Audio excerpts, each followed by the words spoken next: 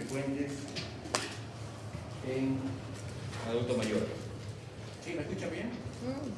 ¿Está bien?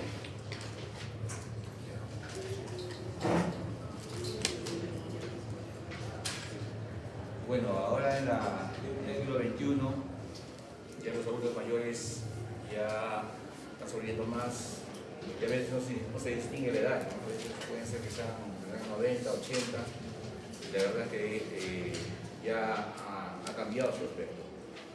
¿Ya? Entonces, adulto mayor, ¿de cuánto usted lo considera? ¿Más de 60 años o más de 65 años? Más de 65. Más de 65 años, ¿no? Entonces, generalmente en los países desarrollados, Europa, Norteamérica, generalmente el adulto mayor se considera a partir de los 65 años, ¿ya? Pero en los países subdesarrollados se considera a partir de los 60 años, ¿ya? Y eso está en nuestra legislatura, ¿ya? El peruano está ya determinado junto con los planteamientos de la OMS. Entonces, la población ya ha envejecido de tal manera de que el número de adultos mayores ha aumentado, ¿ya? Por ejemplo, a nivel universal, el 7% más o menos de población mayor de 65 años, porque son países desarrollados. Pero en el Perú, más de 4.140.000 en el 2020, en el último censo, más de 60 años ya existe, que representa más o menos el 12.7% de la población peruana, ¿ya? Entonces, vemos que la cantidad de adultos mayores.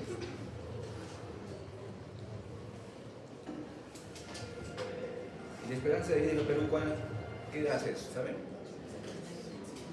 60. ¿Cuánto creen que es? 70. 70 años, ¿no? Ya, eso va cambiando de acuerdo a cómo pasan los años, porque el adulto mayor ya tiene esperanza de vida que está aumentando, ¿no? Por ejemplo, en 1950 fue 44 años, en el 2020 ya tiene un promedio de 75 años, ¿no? 74.6. Se ha calculado que para 2050 llega a 79 años la esperanza de vida, digamos. Entonces, va a llegar un momento en que vamos a tener una población ya adulta mayor, mayor cantidad. La población pediátrica va a ir disminuyendo, ¿no? Por todo el control de la todos los problemas que ya se van presentando. Por ejemplo, hay países desarrollados en Italia, que son países crecidos, ¿no? Casi no hay niños. Más o menos a esa dirección estamos apuntando. Entonces, acá en el 2025, en 1950, por ejemplo, la mayor parte era niños. ¿Se ve el puntero? No. No se ve, ¿no? Ya. ¿O quieren que yo les ponga acá mejor?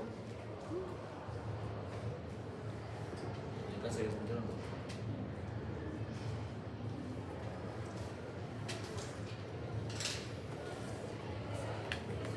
¿Me pueden ayudar a pasar las... Sí. Sí.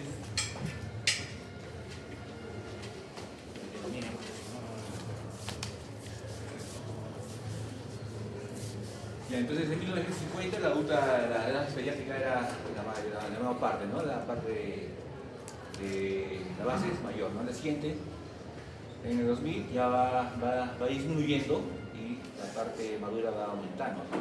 La siguiente, en el 2025 vemos cómo ya va aumentando a partir de los 60 años la población de adulto mayor y se va emparejando la parte adulto joven, ¿no? La siguiente está programado que para 2050 ya el adulto mayor va a aumentar. Entonces vamos a ver que antes era un cono y ahora va a ser un tonel, ¿no? Un cilindro prácticamente, las estadísticas. La siguiente.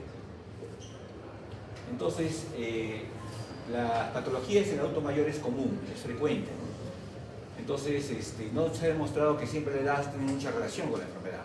No quiere decir que todos los abuelos van a ser enfermos, ¿no? Hay abuelos que son sanos y se conservan hasta los últimos años. no tiene una relación, ¿no? Pero sí está relacionado con con mayor mortalidad cuando tienen problemas ya de infecciones en adulto mayor. Las infecciones más frecuentes son las de neumonía, tenemos las infecciones urinarias, ¿ya? Celulitis, ¿ya?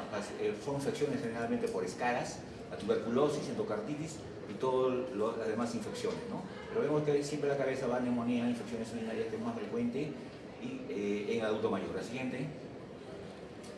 Entonces, el estado funcional es importante en el adulto mayor. Nosotros tenemos que, de cualquier manera, hacer que el adulto mayor o el abuelito sea independiente. Para eso tiene que estar con un Bartel, por ejemplo, de 80, de 60, es un paciente que pueda caminar. Si es un paciente postrado, un paciente que va a ser dependiente o dependiente parcial, probablemente el riesgo tiene mucha relación, el estado funcional, con las infecciones en el adulto mayor, ¿ya? Entonces, cuando el deterioro es funcional, pues va a haber una disminución de la célula homeostática, porque va a ser un desequilibrio. ¿Por qué? Porque van a aumentar las comorbilidades, ¿ya? Las comorbilidades son las enfermedades que van apareciendo junto con el adulto mayor, ¿no? Las insuficiencias cardíacas, las enfermedades renales, ¿ya? Los problemas de deterioro cognitivo, ¿ya? Todas las enfermedades que llamamos comorbilidades.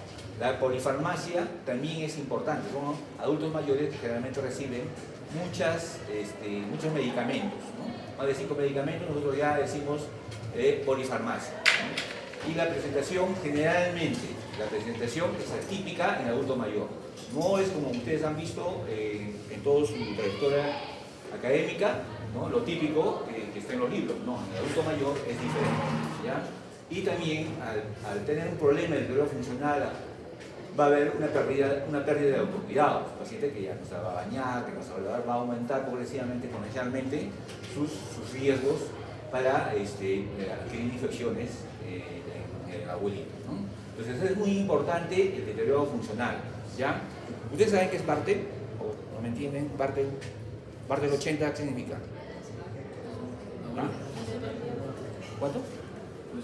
Funcional. Un Bartel 40.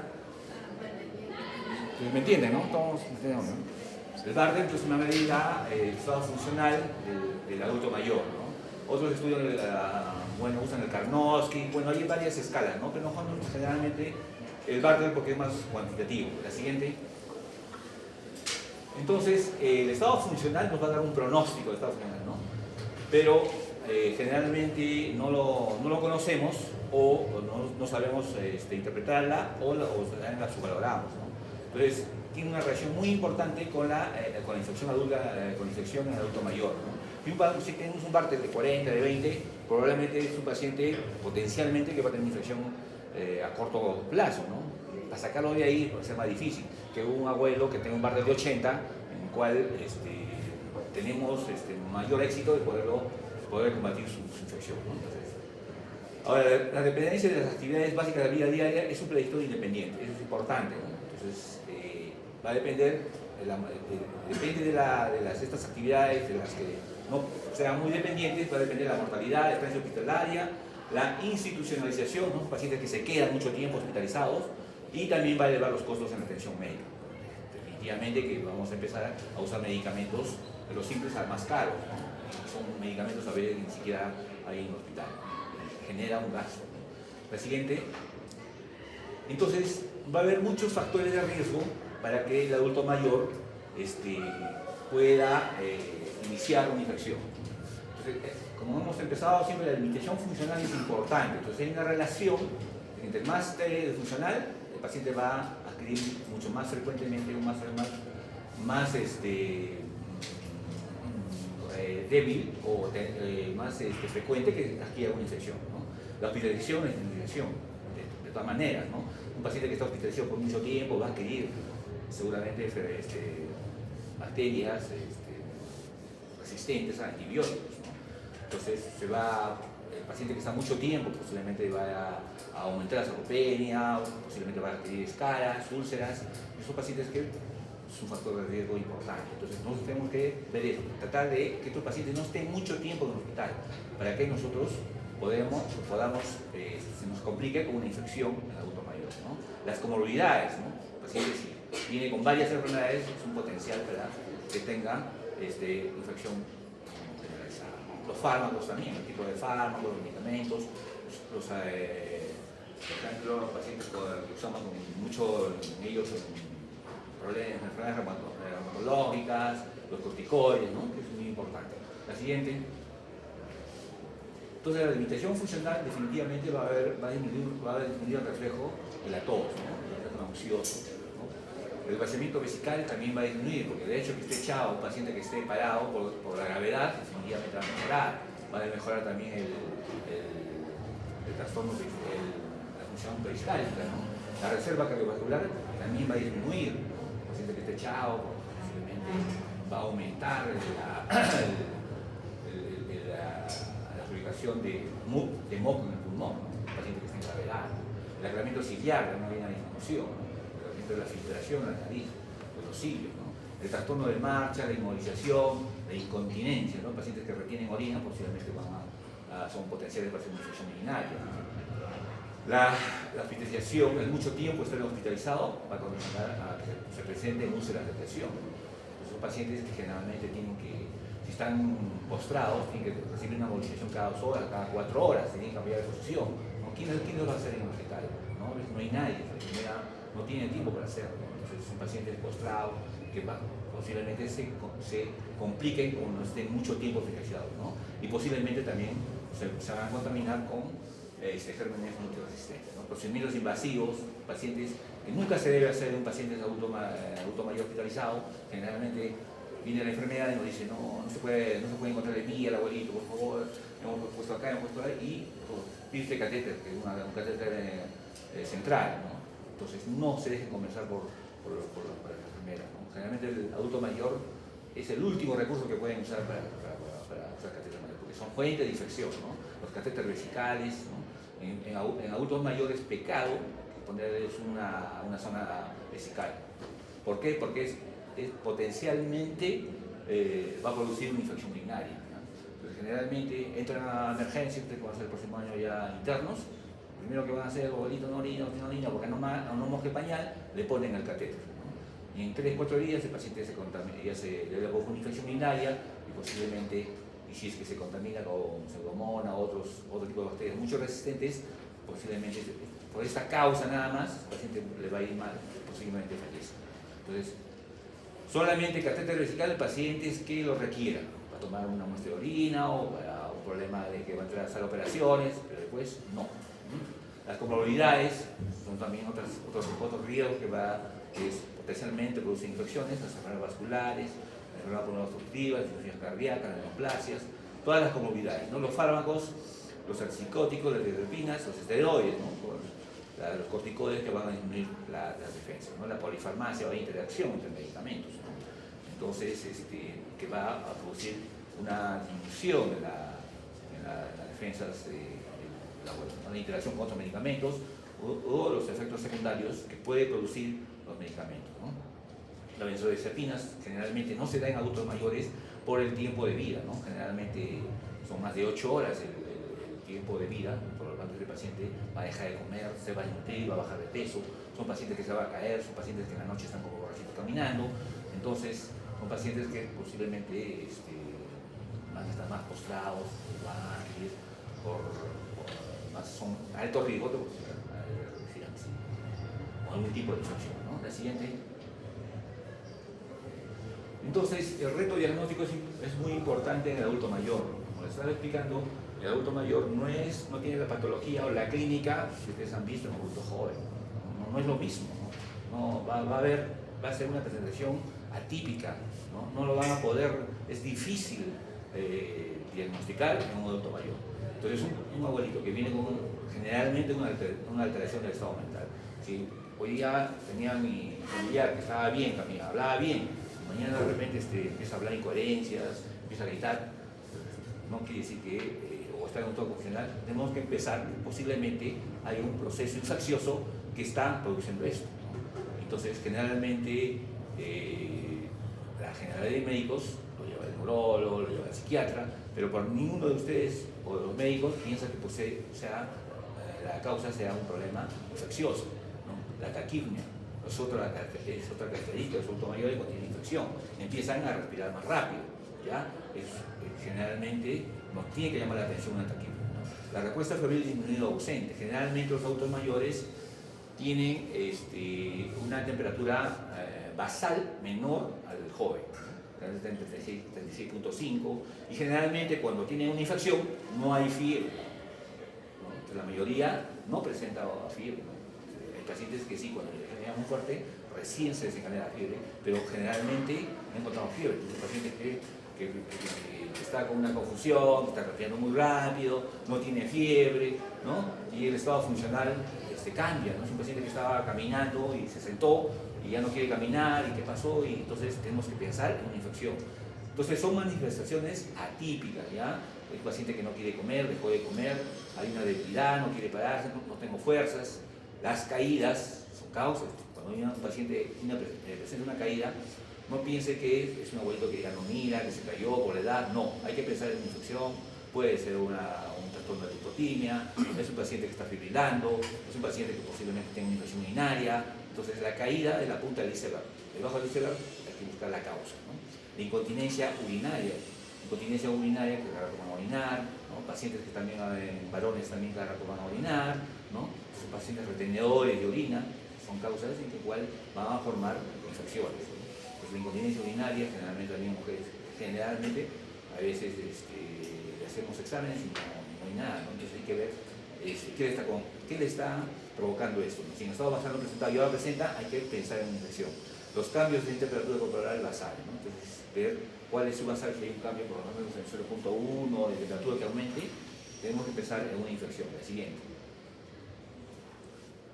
Entonces, como les decía, las presentaciones generalmente son atípicas. Si es una bacteriema, va a haber disnea, generalmente va a haber dificultad para respirar, ¿no? Sensación que le falta el aire, las confusiones, las caídas, hipotensión, ¿no? Entonces es diferente. Cuando se presente esto, piensen en una infección. En una neumonía, lo que más caracteriza es la taquicardia, ¿no? Generalmente son pacientes que están respirando muy rápido, ¿no? 28, 30 minutos, y nadie se da cuenta, ¿no? Nadie cuenta a veces ni siquiera la frecuencia respiratoria. Son pacientes que no tienen fiebre, ausencia de tos, expectoración, no tosen nada. Tenemos que pensar en una neumonía. Infecciones intraabdominales, igualito. No hay fiebre, no quiere comer, ausencia de brisonismo, no tiene los signos que ustedes han aprendido, ¿no? Entonces, pensar en una infección intraabdominal, solamente con las meningitis, ¿no? Y esto sí, mucha relación, ¿no? Con la confusión, delirio.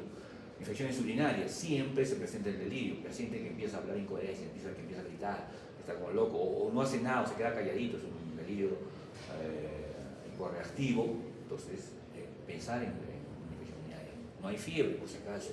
Ausencia de síntomas específicos, no hay disuria, polacuria, ¿no? No tiene esos síntomas. Ustedes generalmente pueden preguntar, ¿no? Entonces, es bien difícil poder nosotros de un inicio decir no tiene infección urinaria, ¿no? Como nosotros hemos aprendido en los años de estudios de medicina, ¿no? En la tuberculosis, ¿no? Una tos de más de 2 semanas, ¿no?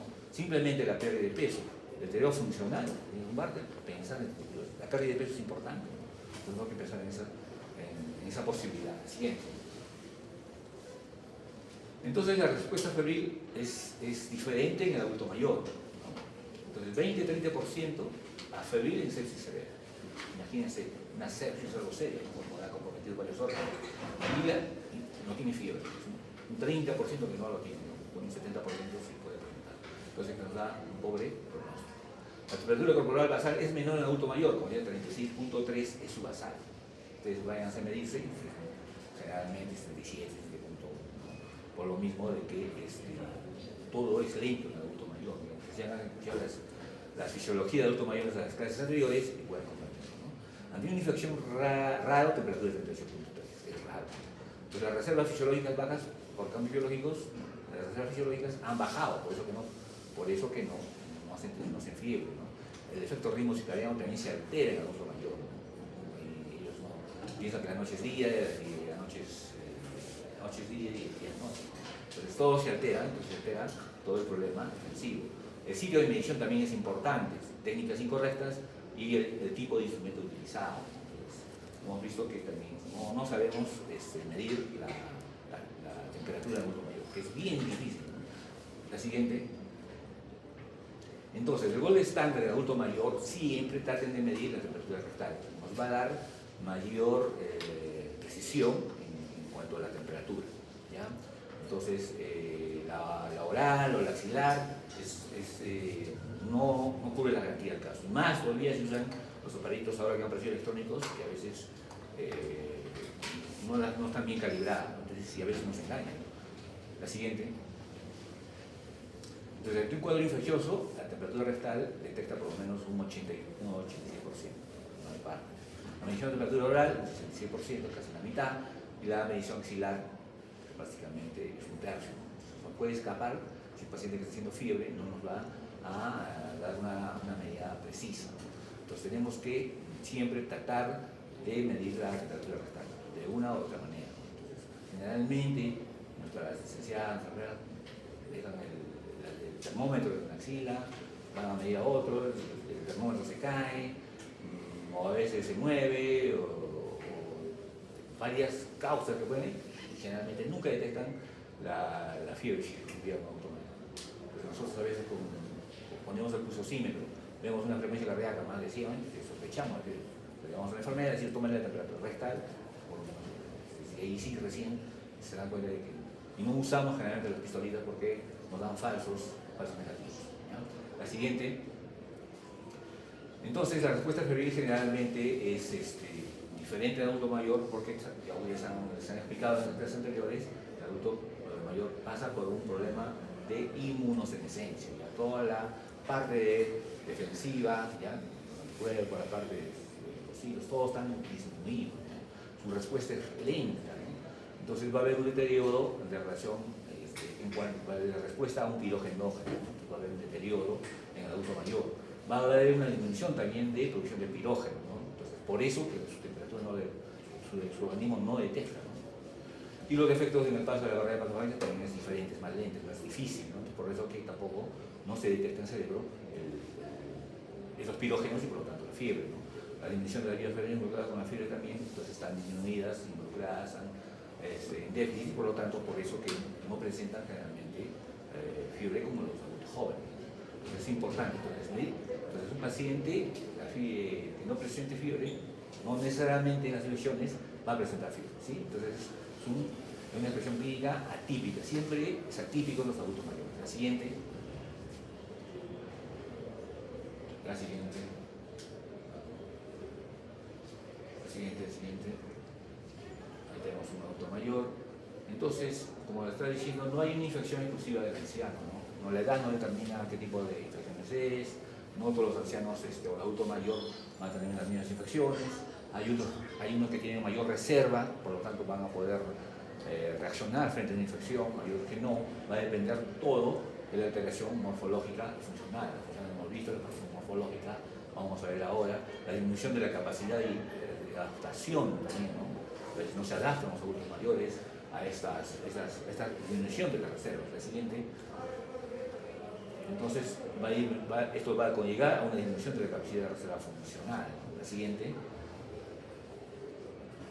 Factores endógenos y exógenos que disminuyen también la inmunidad. Como hemos visto, toda la fisiopatología en el adulto mayor va a haber una inmunosenescencia o que va a provocar que disminuya las defensas, ¿no? La siguiente.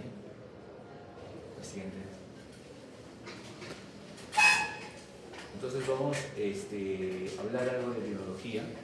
Entonces en las infecciones ambulatorias generalmente aumentan, ¿no? Siguiente. ¿Ya? Las infecciones nosocopiales también están intrahospitalarias, están aumentadas, son más propensos también a complicaciones más severas. La siguiente. Y siguiente.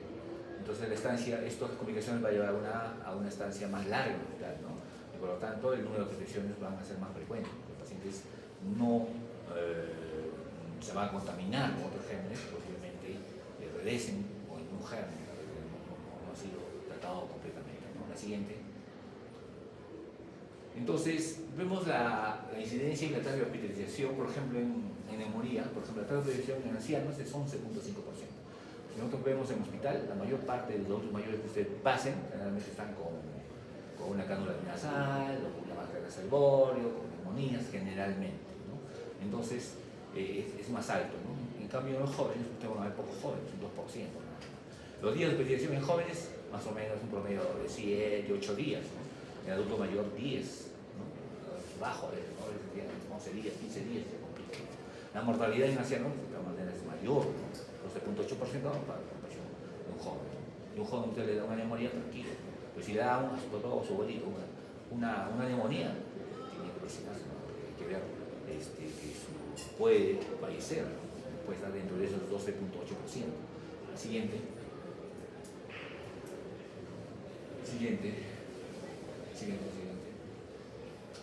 Entonces, generalmente, las patologías que nosotros se presentan más frecuentemente con las neumonías, ¿ya?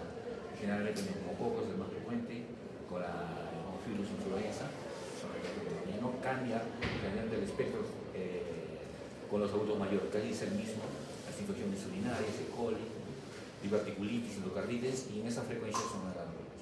Herpes zóster también es frecuente en el adulto mayor y la influencia de las gripes virales, ¿no? Son algunos de los gérmenes terroríficos. Siguiente. Entonces vemos que el estado basal, esto va a ser una figurita en la cual vemos cómo la funcionalidad, ¿no?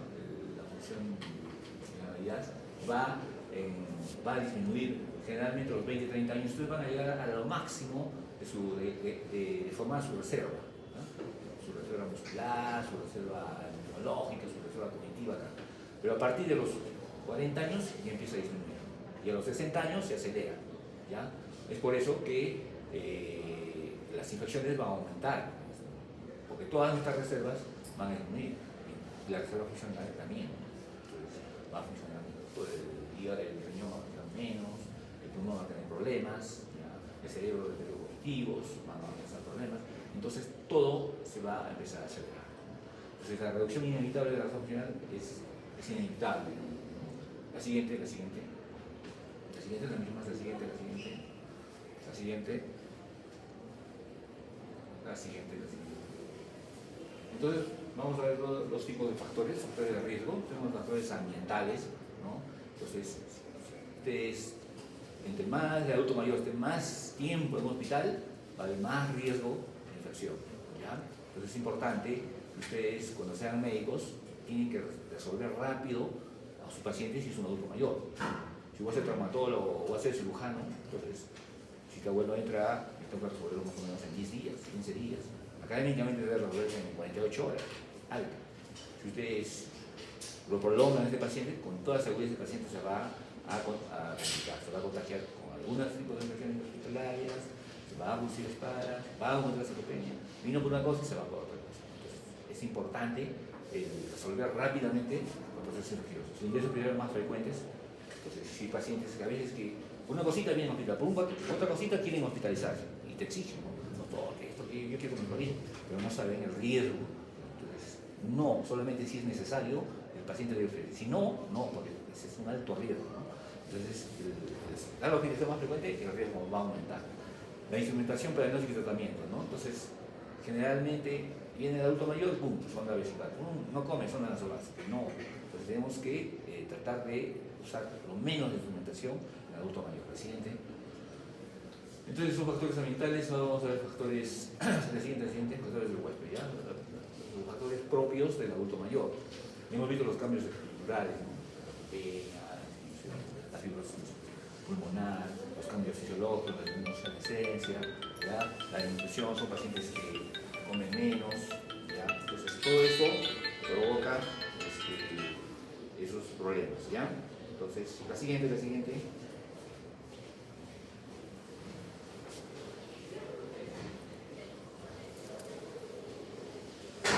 Entonces, los cambios estructurales fisiológicos, seguramente ya lo han revisado en las clases anteriores, en la pérdida respiratoria y en la pérdida de elasticidad, ¿no? Pulmonar, ya no es flexible todos los bronquiolos, cambios en la compliance y rigidez de la pared torácica, disminuye el reflejo de la tos. Entonces, ¿qué va a pasar? Cuando nosotros hablamos de fibrosis pulmonar o enfermedad pulmonar intersticial difusa, generalmente hay una fibrosis, hay una rigidez en los bronquiolos, ¿no? Y los bronquiolos, ¿cuál es la función que cumplen? Generalmente expulsar la cantidad de mucosidad que se forme. Entonces, pero si en estos pacientes ya hay una rigidez, esa elasticidad, esa forma de contraerse, la pierde. Entonces son retenedores de moco. Si son retenedores de mucosidad, por lo tanto es un alto riesgo para que en cualquier momento entre una bacteria, ¡boom!, en segundos provoque una infección severa, ¿no? Entonces, ese es un cambio, por ejemplo, estructural, ¿no? Entonces hay que tener en cuenta eso, ¿no? Va a venir el reflejo de la tos. Entonces, por eso en estos pacientitos generalmente apenas empiecen un proceso respiratorio, tienen que terminar antibióticos inmediatamente, ¿ya? Y generalmente son pacientes que nosotros dejamos, por ejemplo, tratar de que no fueran mucho moco, ¿no? Por ejemplo, en EPOC, en EPIC, les damos bromuro y patropio, tratar de que no fueran mucho mucosidad, ¿no? Son pacientes que van a retener mucosidad, ¿no? El reflejo de la tos porque está disminuyendo, ¿no? En el aparato digestivo, por lo menos va a haber un aumento de la acidez o el estrés gástrica, va a haber una disminución del epistatismo, alteración del esfínter esofágico, ¿no? Va a haber reflujo, la disminución del periodismo va a producir estreñimiento, por lo tanto van a retener más tiempo las heces, por lo tanto van a producir más gas, va a ser el cambio de toda la flora bacteriana, va a causar algún tipo de cáncer, va a aumentar algún tipo de infección, ¿no? Solamente por este hecho de disminuir el epistatismo, ¿no? En la piel va a haber una disminución de la capacidad de cicatrización. Entonces vemos que pacientes, si ustedes han visto en el hospital, las escalas no curan, no cicatrizan, ¿no? Por falta de proteína, por la posición. Generalmente estas heridas curan en un mes, 2 meses y a veces ni curan, ¿no? La probabilidad de deshidratación son pacientes que no toman agua, toman media tacita de agua, no pasan ni una tacita de agua. Son difíciles de cuando decimos tomen agua, no toman agua, ¿no? Riñón, disminución de la función renal, ¿no? Por la misma edad va a empezar la disminución renal, el deterioro cognitivo, disminución de la dopamina a nivel cerebral, ¿no? Son pacientes que ya se van a abandonar definitivamente, ¿no? La siguiente.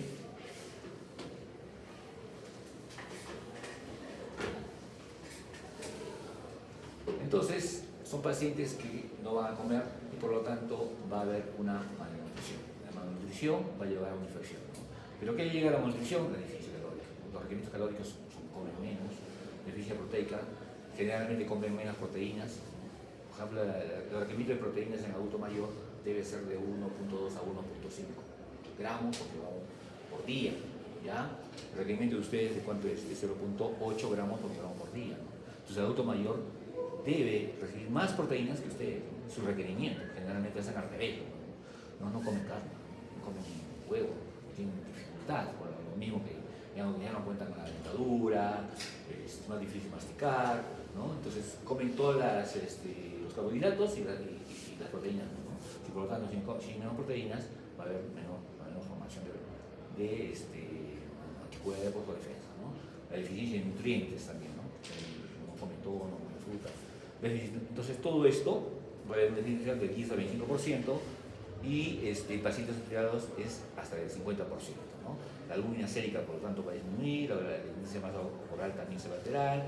Entonces, siempre en ellos hay que medir, hacer una evaluación nutricional, saber el índice de masa corporal y la albúmina sérica, ¿no? La albúmina sérica, ¿cuál es el punto de corte? ¿A partir de cuánto nosotros consideramos ya una malnutrición? ¿Menor de cuánto? ¿Cuánto? 3.5. Muy bien, ¿no? Entonces ese es el punto de corte, ¿no? Entonces si estamos en un hospital y podemos medir el índice de masa corporal.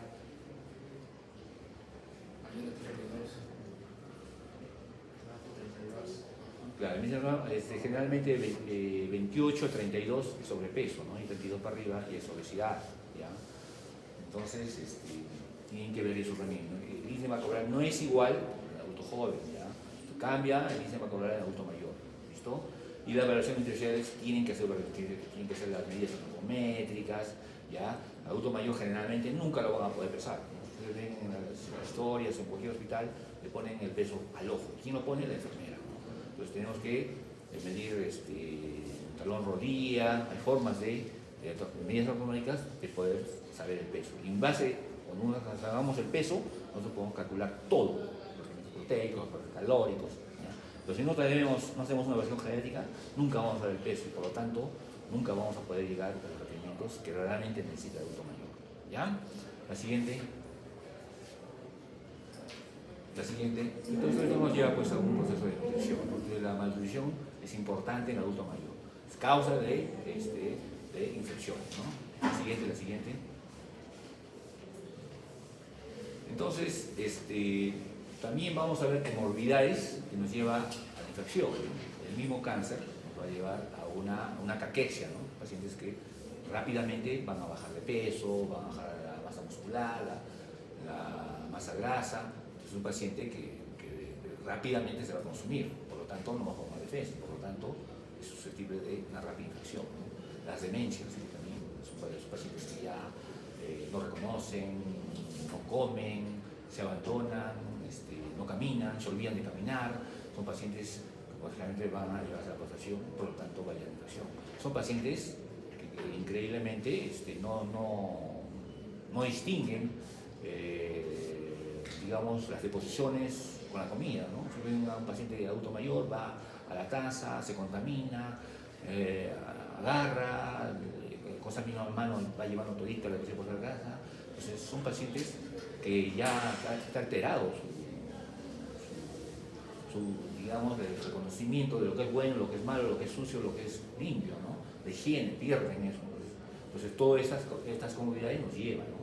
Entonces el hecho de que un paciente que ya no coma mucho, no coma tratamientos de hierro, son pacientes con falla renal, generalmente son pacientes con anemia, entonces hay que corregir, ¿no? Pacientes que ya no reciben rayos de sol, su piel no recibe la activación para la vitamina D, por lo tanto la osteoporosis, ¿no?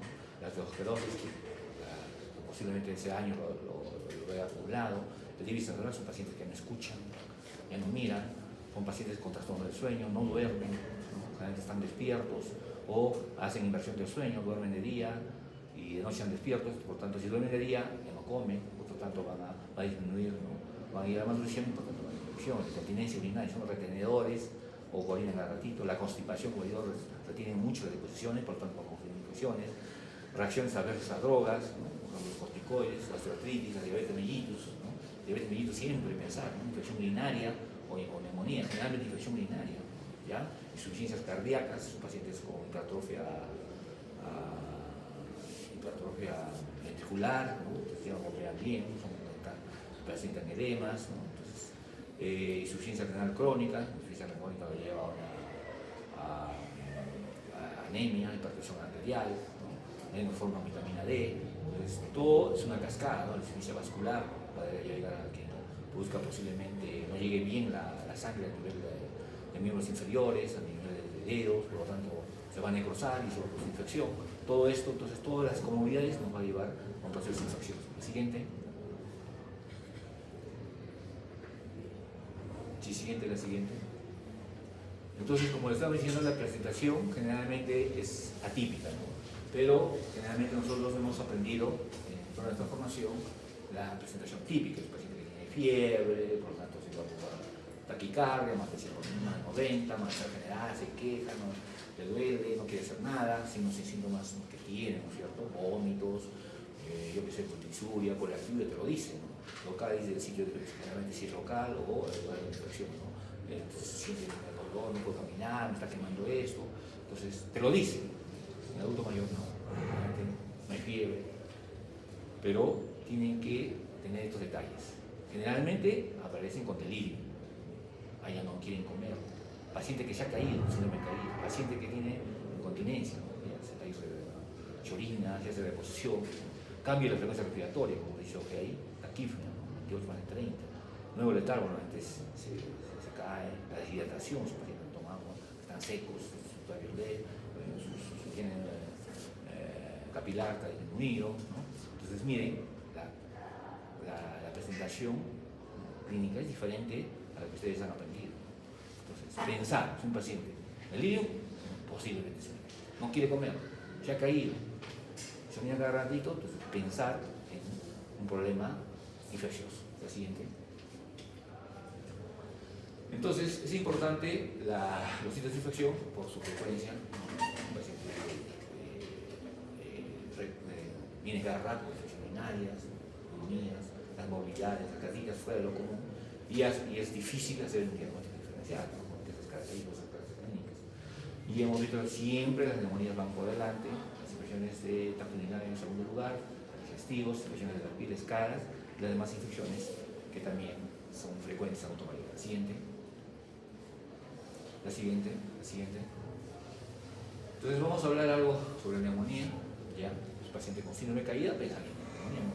¿Quién diría, no? Se cae, no, tengo que ver, un paciente con delirio, un paciente que habla incoherencias. Que no, o sea, la diferencia es que en el basal estaba normal y de repente hace 2 días, era normal y oías también, pues pensar en eso, ¿ya? La siguiente. Entonces, siempre no cambia mucho la etiología con el adulto joven, ¿ya? Siempre está adelante estafilococo neumonía, ¿ya? El neumococo, en segundo lugar el Haemophilus influenza, al igual que el personal más joven. Entonces, casi no cambia la etiología, ¿ya? Otros microorganismos que son gram negativos, también algunos, y bacterias atípicas, los virus, la pandemia virus, Staphylococcus aureus, también son causantes de neumonía, pero ya en menos frecuencia que las primeras. También también se presenta el micoplasma también en el anciano, ¿no? Pero es más frecuente en la gente joven, es muy raro en adulto mayor. En general es mucho más raro en los ancianos, ¿ya? Entonces siempre con, en primer lugar, estafilococo y neumonía. La siguiente. Neumonía intrahospitalaria, ya, como vamos a hablar, los que trabajamos en un hospital, generalmente son los bacilos gram negativos, ¿no? Pseudomonas, leuconosas, Klebsiella pneumoniae, siempre pensar en estos agentes, ¿ya? Supongo que ya sabrán que es neumonía intrahospitalaria, ¿no? Entonces, el paciente que está con la actividad del hospital, entre 48 horas, o posalta, ¿no? O pacientes que generalmente vienen también de asilos, que han recibido antibióticos, realmente hace 3 meses, ¿no? Entonces, pensar en neumonía hospitalaria, ¿no? Son gérmenes más agresivos, ¿no? También es frecuente Staphylococcus aureus con resistencia a penicilina, ¿no? Otro tipo de gente que se presenta. Las enterobacterias, también es enterobacterias, es frecuente en neumonías hospitalarias, ¿no? Es un poquito más difícil de tratar. La siguiente. Pero estas infecciones intrahospitalarias, tanto por el tiempo, por el lugar, ¿no? Y por la edad, ¿no? Siempre pensar que siempre está relacionado con algunas comorbilidades. Siempre un 34% con EPOG. El paciente que está con EPOG. Si no preguntas al paciente, tosedor, que le falta el aire, que fuma flema, está escupiendo, no es un paciente con EPOG. Que nadie se lo dice, no viene al hospital, no quiere. Pero pensar en eso, ¿no? Una neumonía interhospitalaria, ¿ya? Enfermedades de la arteria coronaria, el alcoholismo, ¿no? O pacientes que usan drogas, pacientes con cáncer. No vamos a pensar en una neumonía aquí denominada, ¿no? Tengo que ser más agresivo, tengo que una neumonía hospitalaria, una falla cardíaca congestiva, ¿no? Enfermedades neuromusculares, la diabetes también, ¿no? Tenemos que tratar entonces con otro tipo de medicamentos un poquito más agresivos, la inmunosupresión, pacientes que están recibiendo corticoides, enfermedades renales, las demencias, ¿no? Personas convulsivas y otros. La siguiente. Entonces siempre pensar en eso, ¿no? Entonces, como decimos siempre, la sintomatología es específica, ¿no? Puede ser, más o menos como da cuenta, hay que ser muy observadores, ¿no?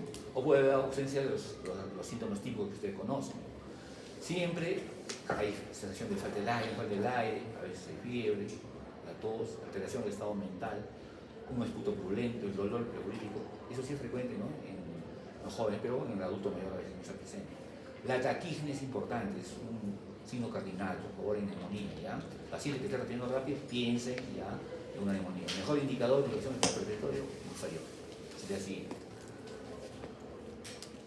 Entonces, acá vemos algunas causas, ¿no? La caída mismo es importante, ¿no? Las más frecuentes, ¿no? Y las menos frecuentes son eso, el pleurítico, ¿no? La fiebre, la leucocitos es menos frecuente. En cambio acá no, hay una alteración en la funcionalidad, hay una disminución del apetito, incontinencia urinaria. Esto es más frecuente en el adulto mayor. Ahora, los síntomas respiratorios, ya ven, la disnea siempre va en primer lugar, ya, los 72%, o taquipnea, ¿no? La tos también, ya, introducción de sputum, 53%, ya son los síntomas respiratorios que se presentan en los pacientes, ¿no? Síntomas respiratorios generalmente escalofrío, al contrario, no hay fiebre, una sudoración, hay fatiga, se cansa fácilmente, dolor de barriguita, no comen, alteración de estado mental, ¿no? La confusión, el delirio, las mialgias, pensar en una neumonía adulto mayor. La siguiente. Entonces, como vemos, todo es atípico. La siguiente. Entonces ya hacemos nuestro plan de trabajo, no es muy cambiante, más bien el plan que hacemos con los adultos jóvenes, la escuela de recuperación siempre, la saturación, se hace todo lo que se debe pedir en proceso infeccioso, ¿no? Todo eso, porque generalmente los electrolitos están alterados en el mayor. La radiografía de tórax siempre de cajón, ¿ya? Si pudieran tomar radiografía, mucho mejor. Estudios microbiológicos, en cultivos grandes, cultivos de esputo, siempre pensar en TBC, un estudio líquido pleural, tomar muestras y la cámara pleural. La siguiente, la radiografía, ¿no? Se va del cajón siempre. Generalmente, cuando si es un abuelo que está deshidratado o hay neutropenia, generalmente la radiografía le va a salir normal, ojo, ¿ya? No siempre va a ser patológico. Hay algo que generalmente va a haber infiltrados superficiales, ¿no? Alveolares, se va a encontrar la reopacidad, ¿no?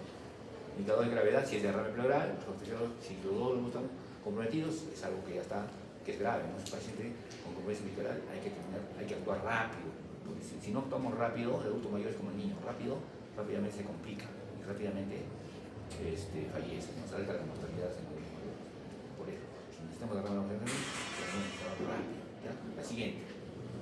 Estudio microbiológico, igual que es el adulto joven, su esputo, ¿no? Pacientes hospitalizados, gran cultivo, son cultivos siempre, ¿ya? Sobre todo en neumonías graves, ¿no? Si hay fracaso, si no va bien con la terapia, también, o sea, en cultivo, la evolución torpe, movilidades, la pedida de cultivo. Reconcentesis en caso de garganta oral, otros marcadores de inflamación, ¿no? Entonces, marcadores más que todo para ver cómo vamos con el tratamiento, ¿no? Entonces, son marcadores que nos pueden guiar. Broncoescopía, si hay un hospital para tomar una muestra, ¿no? Y ver qué tipo de carga tenemos. Siguiente. Entonces, ¿cuándo hospitalizar? ¿Cuándo paciente hospitalizamos, ¿no? Entonces, hay algunas escalas, algunos criterios. Uno es la de CURS 65, que es de origen británico, que es generalmente un poquito tendiente para adulto mayor. Y hay otro que es del PCI, que es americano, pero lo hicieron generalmente para adultos jóvenes, ¿no? Y este es de la Sociedad de Tórax, ¿ya? Entonces, esto sí realmente lo conocen, ¿ya? Puntúan nomás, ¿ya? Si está con delirio, miden la urea y calculan el boom, ¿no? Si la presión arterial, menos de 90, o la diastólica menos de 60, si un paciente de 65 años, todo eso no va, ¿no? Más de 3, igual a 3, ya abuso, ¿no? Y los dos riesgos moderados si requiere habría que ver, ¿no? Acá tenemos otros criterios también, ¿no? Si tiene choque séptico, regularización mecánica, frecuencia respiratoria más de 30, ojo, ya, paciente generalmente adulto mayor puede tolerarlo hasta 28, 30, más de 30, por favor, denle tratamiento. Generalmente a veces pasamos por predilección y el paciente está y no le dan nada, no hay nada, ¿no? Entonces hay que darle morfina a estos pacientes. Generalmente en la pandemia de COVID, reciente los médicos hemos aprendido a usar morfina. Nosotros geriatras generalmente lo hacemos, en paliativo, ¿no? Pero no, porque es un paciente que se va a deshidratar, se va a cansar, se va a agitar y va a fallecer. Tienen que controlar la frecuencia respiratoria, por lo menos a menos de 30, ¿ya? Este es el PAFI menos de 250, insuficiencia respiratoria, confusión, ¿no? Esto ya más que ya si la copenia menos de 4.000, porque se pone menos de 100.000, preocupar, ¿no? Hipertensión, cardíaca, presión, son criterios mayores, criterios menores, ¿no? Si tienen muchos criterios. Un choque más unos criterios, ya tiene que ser hospitalizado. Si requiere ventilación, ya usen los criterios. Siguiente. Y este es el PCI, ¿no? Un índice de severidad por la enfermedad. Entonces, eso está escalita también, ¿no? Si tiene más de 50 años, si tiene alguna de estas enfermedades, sí o no, si tiene sí, ponemos la edad, ¿no? Si es 60 años y es mujer, ponemos menos 10, ¿no? 50, y vamos sumando si tienen todas estas comorbilidades, ¿no? Y vamos sumando y nos va a salir un puntaje, ¿no? La alteración del nivel de conciencia es importante, la frecuencia respiratoria más de 30, siempre el punto de corte de 30, ¿ya? La presión arterial sistólica menos 90, si hay hipotensión, ¿no? La temperatura, ¿no? Menos 35, más de 40. Entonces, ponemos la puntuación y nos va a dar si el paciente qué gravedad tiene. Pero como le digo, no se hizo para adultos mayores, para adultos jóvenes, pero nos da una idea. La siguiente. Entonces acá lo agrupa, ¿no? Si sale de acuerdo al puntaje, ¿ya? Entonces le damos una puntuación, ¿no? Entonces lo ponemos en qué grado está, y si sale un puntaje bajo, pues tratamiento domiciliario, ¿ya? Y si tiene un puntaje más de 90, entonces se debe hospitalizar. La mortalidad también nos da. El paciente que más grave está, por lo menos en puntaje grado 5, va a estar con 30% de mortalidad, ¿no? Es alto, ¿no? Entonces nos va a dar por lo menos un criterio de cómo vamos, en qué estado está este paciente, ¿ya? La siguiente.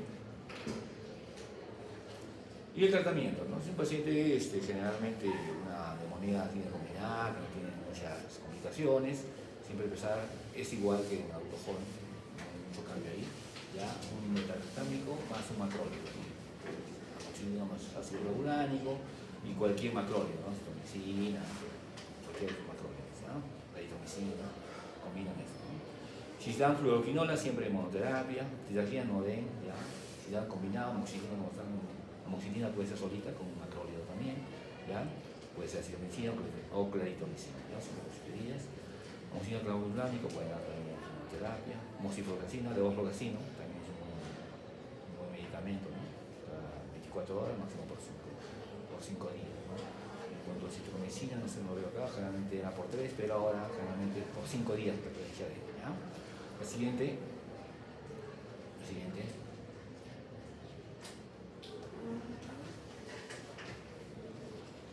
Siempre valorar, ¿no? Pueden en 2 días, en 3 días, ver si hay mejoría clínica, si no hay mejoría clínica. Pero si no hay mejoría, ver, de repente no es es algo muy peor, puede ser una TBC. El tratamiento no es correcto, tenemos que ver eso, ¿no? Si hay resistencia bacteriana, puede ser, pero no tenga. Como le digo, la clínica nos engaña, de repente ya no hay fiebre, ha estado con una neumonía más antes y es una neumonía hospitalaria, no nos ayuda, ¿no? Entonces hay que ver. Es debido a una complicación, puede ser una comorbilidad, pacientes ambulatorios sin edad por la adherencia al tratamiento, de repente no toman el tratamiento, no dejan, toman un día, después se olvidan, ¿no? Entonces la siguiente. Entonces, en adulto mayor hay que tener muchas cualidades o preguntas, ¿no? Porque a veces no lo dicen, ¿no? Generalmente viven solos, ¿no? La siguiente. Entonces, si un paciente que ustedes se han tratado y la edad ya alta, hay que seguir, ¿no? Se va a preguntar, por lo menos hasta 46 periodos, ¿cómo va? También su tratamiento, siempre hacer el seguimiento, ¿ya? Las condiciones para el alta, si tolera la vía oral, si hemodinámicamente estable, ¿no? ¿Qué significa hemodinámicamente estable? ¿No? La presión esté bien, ¿no? La frecuencia cardíaca esté bien, la circulación esté bien, eso se llama ausencia de disnea y reposo, ¿no? Si está parado, sentado, no tiene que tener disnea, tiene que falta el aire o la ¿no? Ausencia de fiebre con contracciones. Control radiológico a las 6 semanas, ojo, a las 6 semanas antes. Siguiente. Y acá tenemos a ver un tratamiento empírico, generalmente neumonía interhospitalaria, ¿no?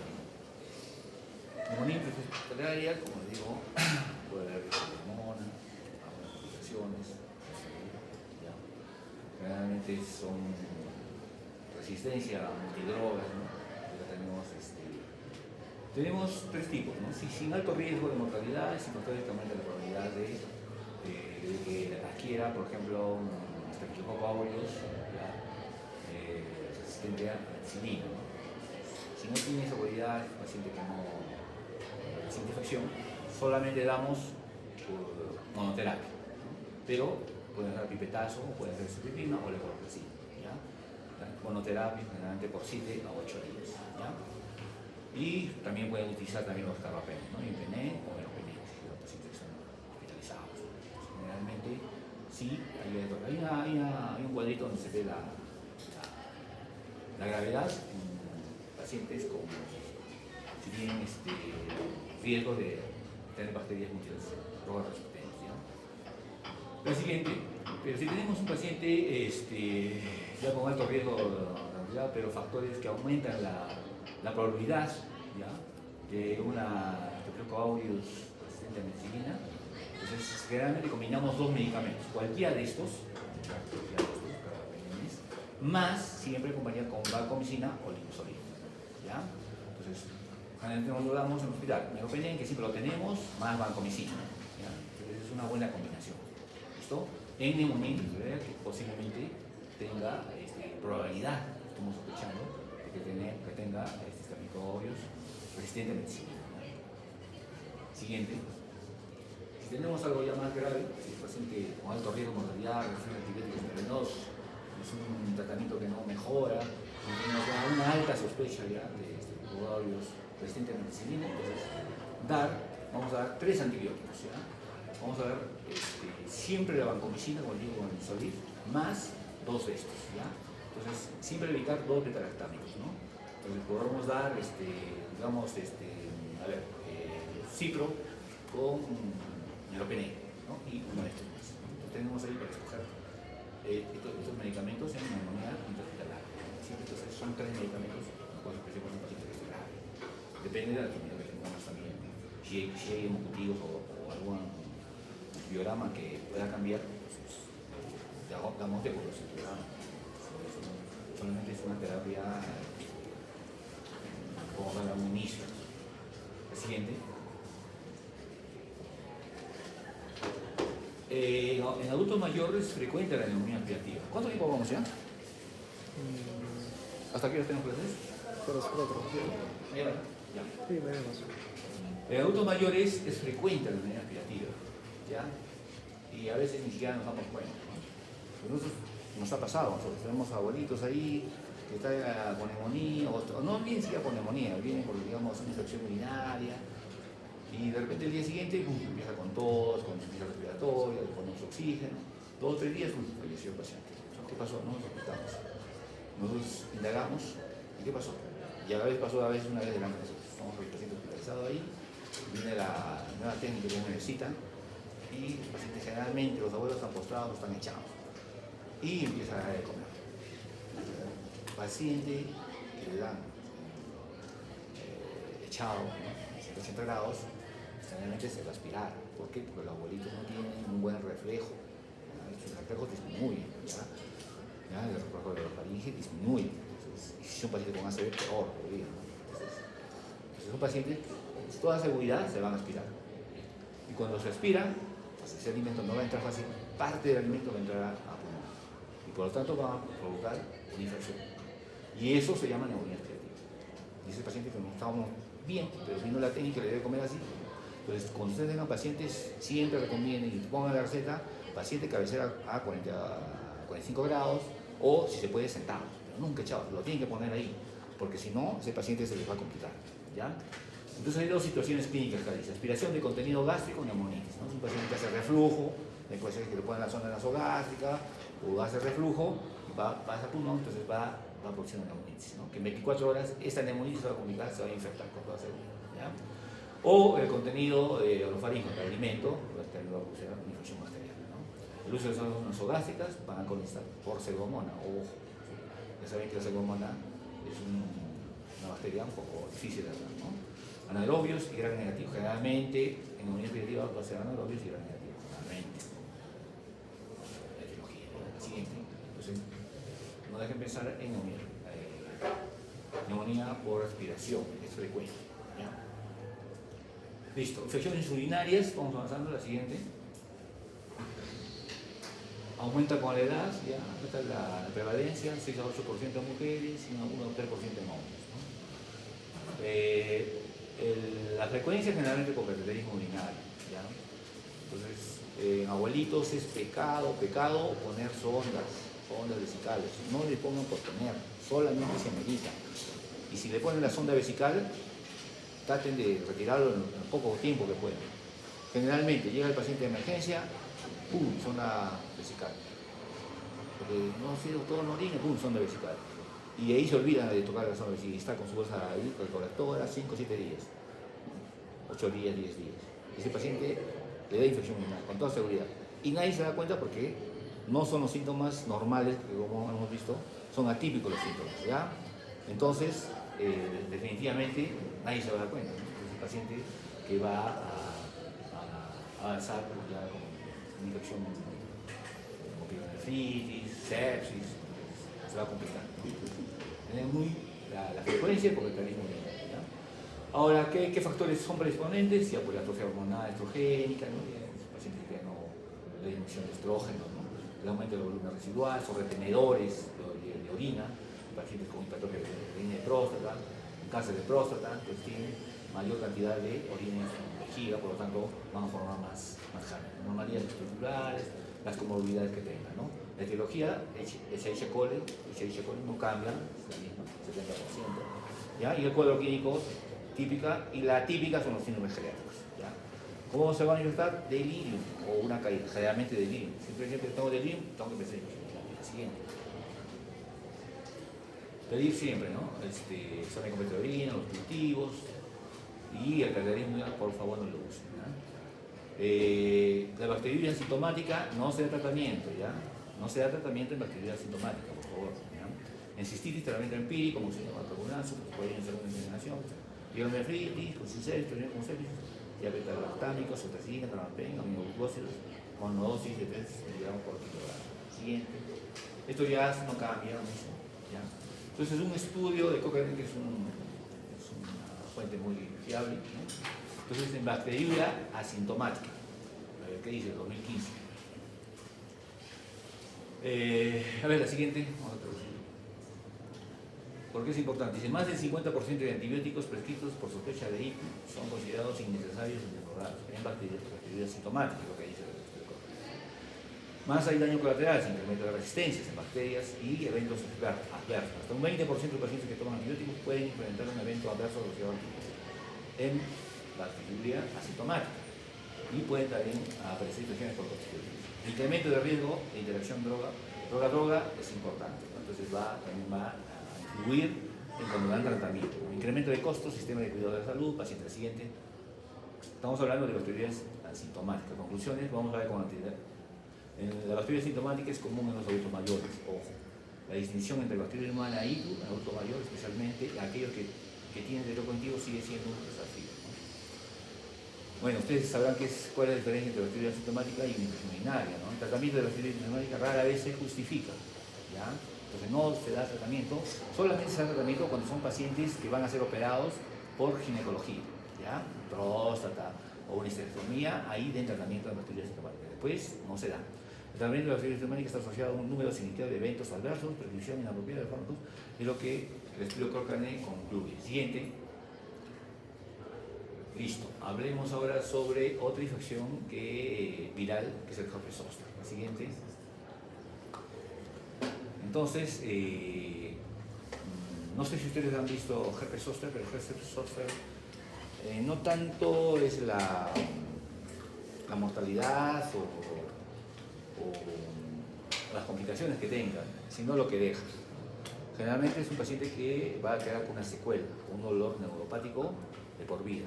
Pueden ser algunos pacientes que sí pueden quedar con poco dolor neuropático, pero hay una buena cantidad que todos los días llora con el dolor neuropático. Y todos los días se toman 3, 4 medicamentos, más los parches o más otros medicamentos, ¿no? Y entonces son pacientes que nosotros lo podemos evitar, ¿ya? Entonces, herpes zóster es causado por la actividad de la varicela zoster, ¿no? Generalmente cuando somos jóvenes nos da la varicela zoster y este virus no se va, sino que se queda con nosotros, ¿no? Y se queda dentro de las raíces dorsales, ¿no? O ganglios sensitivos. La siguiente. Pues es un herpes virus, ADN de doble hélice, pero lo tiene, ¿ya? Entonces vamos a ver acá más o menos cómo empieza, ¿ya? Entonces generalmente empieza con la varicela, jóvenes o niños nos ha dado la varicela. Entonces, pues esta es una infección primaria, ¿no? Entonces de ahí, digo, el virus no se va, sino se va a los ganglios de la raíz dorsal, ¿no? A nivel de la columna vertebral, de los ganglios, y ahí se quedan a vivir. Las defensas los tienen ahí cautivos y por años, ¿no? Entonces el virus del herpes zóster queda en su estado latente en los ganglios de la raíz dorsal y persiste allí durante toda la vida, ¿ya? En estado latente, ¿no? Todas nuestras defensas lo tienen como encarceladitos. ¿Listo? Durante la reactivación del virus zóster, que producirá la replicación viral que tiene lugar en los ganglios sensoriales con el daño neurológico. Entonces, generalmente algo desencadena que nuestra defensa se descuiden y salen estos virus, los virus zóster, y se van a la piel, ¿ya? Entonces, generalmente la inmunosenescencia, el estrés, la baja de defensas, ¿ya? Y se presenta generalmente en los adultos mayores, ¿no? Pacientes que ya sus defensas han disminuido, ¿no? Entonces, como decía, viaja a través de los nervios y afecta la piel causando herpes zóster. Generalmente se presentan eritema, lesiones maculoculares, después ampollitas, después esas ampollitas revientan, ¿ya? Y cae la ceja. Pero siempre viene con un dolor neuropático, es un dolor quemante, lancinante, todo el día y aumenta más en la noche, ¿ya? Generalmente ocupa una metámera nomás, no ocupa los dos lados de la metámera, ¿no? Generalmente a nivel dorsal, ¿ya? O el lado derecho o el lado izquierdo, pero nunca los dos lados, ¿no? Entonces tiene que saber diferenciar, ¿no? Si vienen con vesículos en los dos lados, eso es herpes zóster, ¿no? Siempre es unilateral, ¿ya? La siguiente. Entonces tenemos la fase aguda y la fase crónica, ¿no? Lo que tenemos que tener miedo es la fase crónica, ¿no? La fase aguda es como la erupción, la remisión de erupción, generalmente unos 5 días de erupción, un día 0, 4 semanas generalmente dura, ¿ya? Y remite por sí solo, ¿ya? El problema es que queda con un dolor, se llama neurología postherpética, ¿ya? Puede estar 1 o 3 meses después de erupción o años, o a veces toda su vida se queda con el dolor neuropático, ¿ya? Entonces, nosotros tenemos que evitar esto. La siguiente. Entonces, la presentación clínica, como digo, generalmente a veces empieza ya con un dolor neuropático en un solo lado, duele la piel, no sabe a qué, pero empieza así, no se describe, ¿no? Generalmente ya se dan cuenta cuando ya empieza el rasma, la pobreza ya a pollitas, se costra, la seca y se va. Dermatomas de la espalda, el rostro son los más frecuentes, ¿ya? Como digo, es un dermatoma que solamente un lado de donde va el nervio afecta, no los dos lados, ¿no? Puede ser en cara, puede ser en espalda, ¿no? Y puede ser en nivel octálmico también. La siguiente. Generalmente el diagnóstico es clínico, ¿no? Hay test, polimerasa, pero eso generalmente países desarrollados no tenemos, ¿no? La siguiente. El problema que se explica en el neurología postherpética, ¿no? La complicación más común del herpes zóster, generalmente en edad avanzada, en adultos mayores, más en sexo femenino, salida de horas. Afectación nerviosa por infección viral, dolor puede tener varias formas, alodina, hiperestesia, epistexia. Y los tocan o es de rosa y el dolor está ahí. El dolor puede persistir unos 6 meses posterior a la pasión. Como digo, hasta años, yo he visto años que tienen el dolor neuropático. Entonces, ¿qué hacemos para que si nosotros traemos bien a nuestro consultorio un adulto mayor? ¿Qué podemos? Su mamá y ustedes, ¿qué pueden hacer? Entonces, podemos prevenir. Y generalmente hay unas vacunas para el herpes zóster, ¿ya? Son caras, en la vida privadamente lo pueden conseguir, pero hay que hacerlo. La única forma en que pueden tratar de prevenir. El siguiente.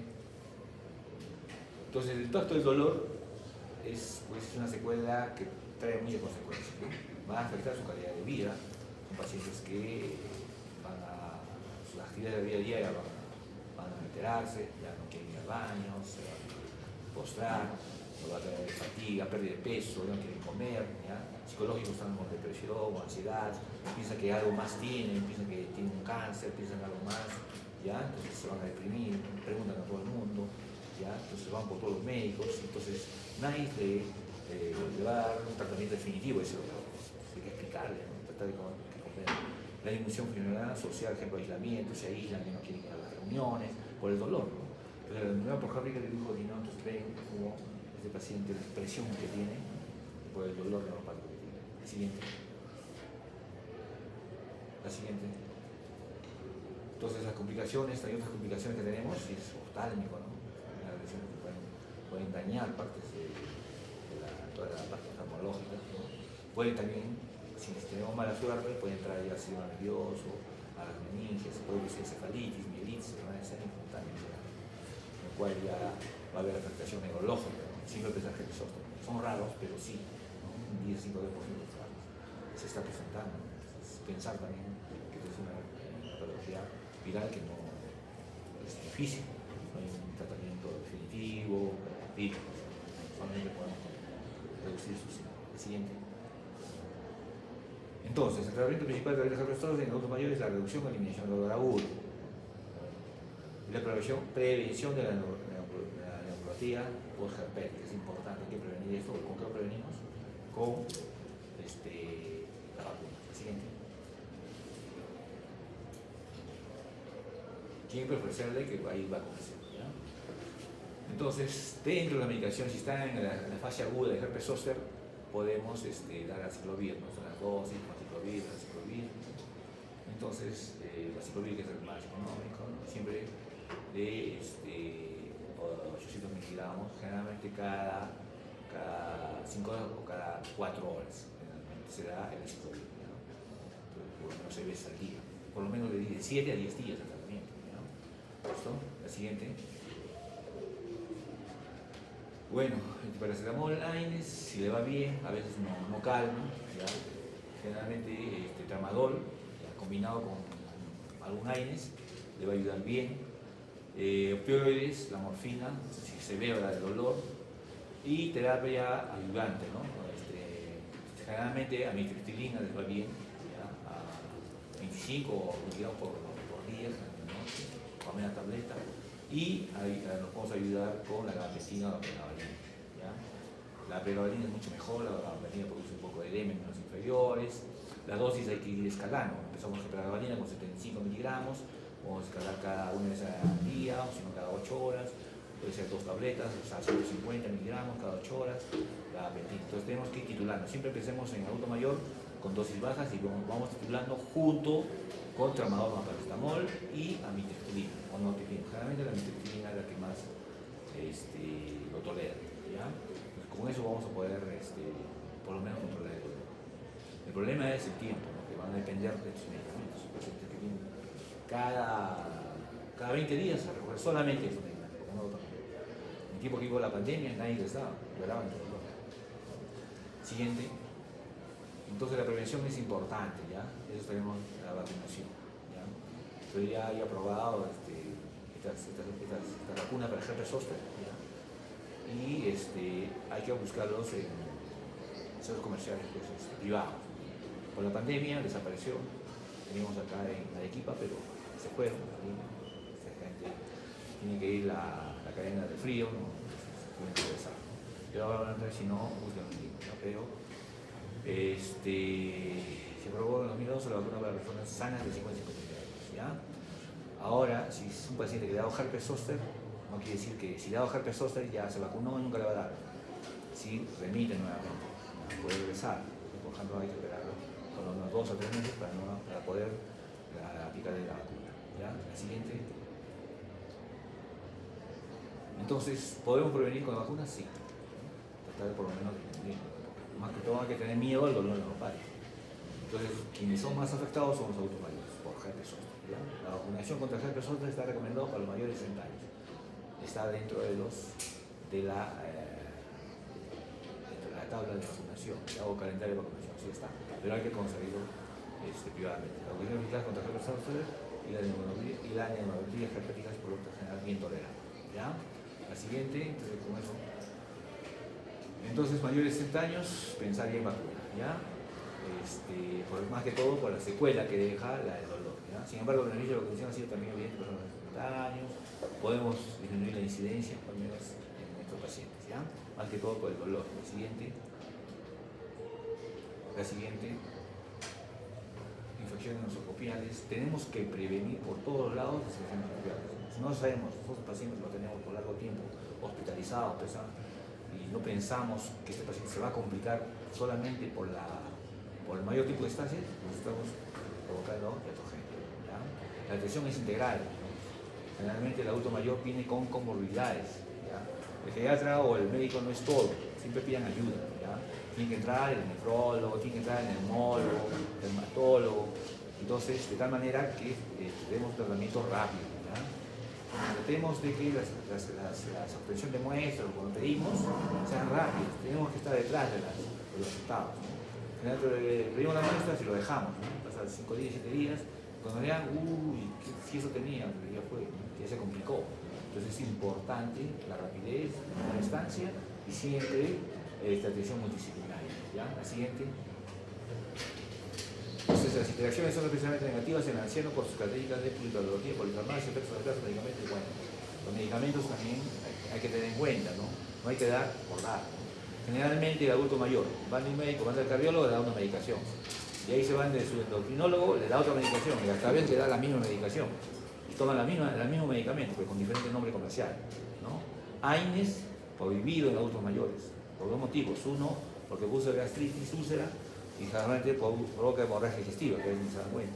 Y daño renal. No den por largo tiempo AINES a los adultos mayores, por corto tiempo nada más, ¿ya? Y generalmente para dolor, opioides, ¿ya? ¿Qué más? La siguiente.